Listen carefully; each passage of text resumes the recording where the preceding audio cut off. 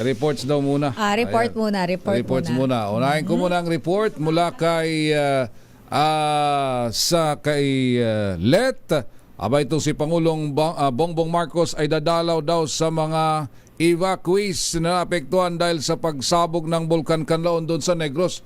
Ay, tama-tama kasi kahapon pa yata nandun ang presidente. O ngayon naman ay bibisita sa mga biktima ng Kanlaon o pagsabog ng Bulkan Kanlaon.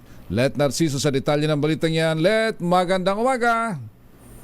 Good morning Lakay Raymond at Sister El. Personal ngang kukumustahin ni Pangulong Ferdinand Marcos Jr. ang mga residenteng naapektuhan ng pagputok ng Bulkang Kanlaon sa Negros. Bibisita ang Pangulo sa Evacuation Center sa La Carlota City South 2 Elementary School sa La Carlota City, Negros Occidental mamayang hapon. Inaasahang 500 pamilya ang tatanggap ng tulong mula sa tanggapan ng presidente.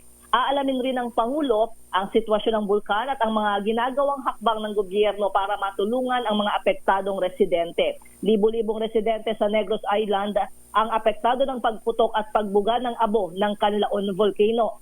Samantala, mamayang gabi naman ay muling sasamahan ni Pangulong Marcos sa pangangampanya ang mga kandidato sa pagkasenador ng administrasyon.